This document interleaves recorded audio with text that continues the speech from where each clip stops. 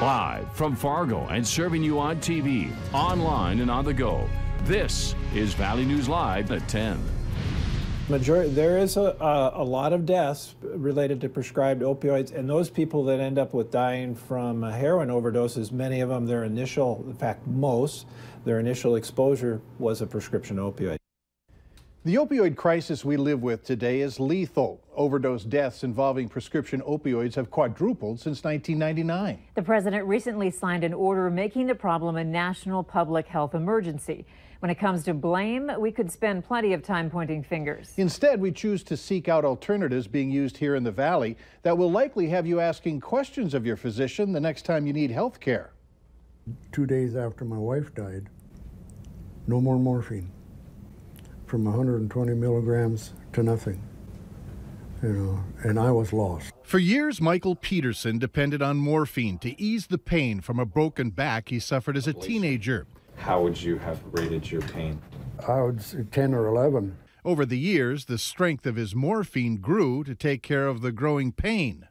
Peterson says he never felt groggy or high, but some doctors told him he was addicted. A number of years back, I can recall where the push for physicians and from some external regulatory bodies is our patients should have zero pain. We introduced pain as a fifth vital sign. Doctors were prescribing drugs that relieved people's pain, but also led to addictions, overdoses, and deaths. What we need to do is dig out of the hole and get better. How deep is the hole? The hole is pretty deep. Patients, too, find themselves in a hole. When I'm having it, it's like about an 8. One that usually leads to more trouble. When people aren't given alternatives, then they're going to start turning to illicit use of drugs that they're not even getting through the healthcare system. And that also places them at even more significant risk for overdose. In Peterson's case, his life changed dramatically when federal guidelines addressed the growing number of prescribed opioid addictions and all of the associated problems, cutting off his supply and others. You were my last resort for maybe doing something stupid.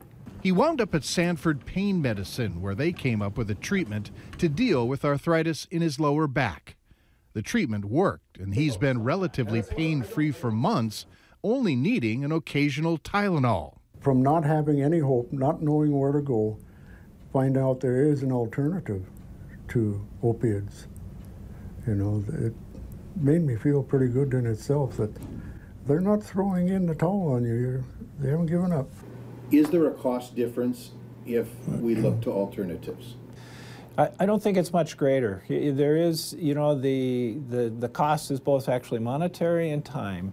So some of the things that are alternatives may not work exactly the same way and as quickly, but may be safer. Most of them are covered well by insurers. Sanford's approach also addresses the starting point to prescribed opioids, that being the doctors.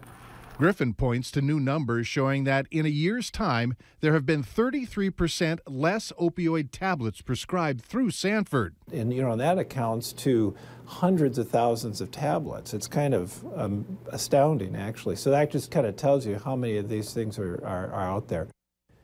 Dr. Griffin adds that they're calling for the percentage to go even higher. He admits that doctors prescribe far too many pills than what a patient may need, leading to unwanted stockpiles in medicine cabinets that usually wind up in the wrong hands. That's why you need to go through your cabinets and properly dispose of them at a take-back program. Now, when it comes to alternatives, there are several, including therapy, chiropractic acupuncture, exercise, even medical marijuana. That's a subject being debated by many on our Facebook page. You can join in on that conversation as well. Bottom line, the best advice in finding the right alternative is to ask your doctor. A few snowflakes, colder temps, noticeable winds. That's what we've been dealing with most of the day. Hutch, is that what we'll be waking up to also? Well, the winds are already starting to taper off just a bit after reaching gusts of almost 50 miles per hour today in Grand Forks, well into the 40s miles per hour in many other locations. Now, as we take a look at that radar, the flurries have tapered off, but we expect the potential for them to continue near the Lake of the Woods County area. Wind speeds are 5 to 15 miles per hour, and in Fargo's case, 20 miles per hour. Still a little gusty in our easternmost counties, including Fergus Falls. Clear skies overnight tonight with decreasing wind, but chilly temperatures in the teens and low 20s as we begin our Tuesday.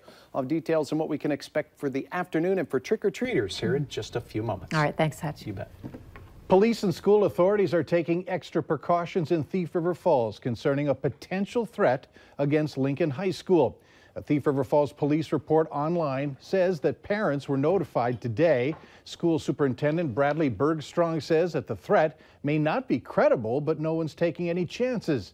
The district was notified today about the possibility that someone would be coming into the high school on Wednesday with a firearm and the intent to do harm. The comments were apparently overheard and then reported to school staff.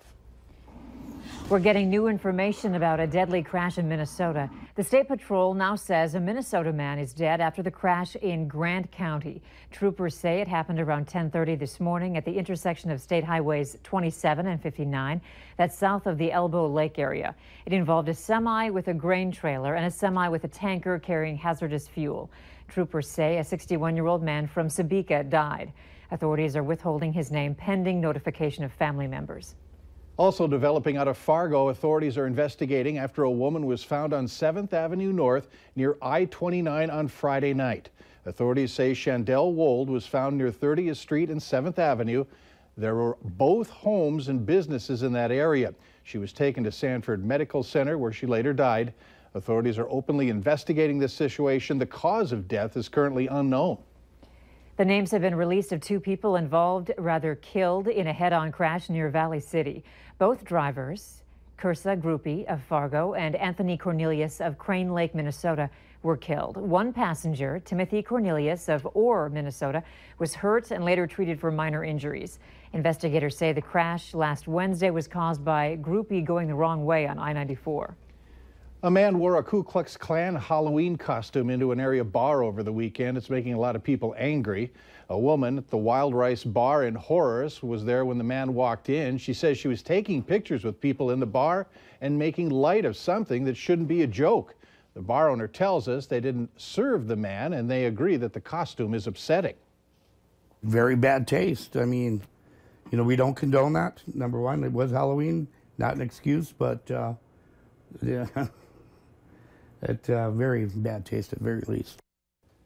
Now, we put the picture of the man in the KKK costume on our Facebook page. Multiple people telling us that they spotted the man at other bars around that area that night as well. A warning tonight.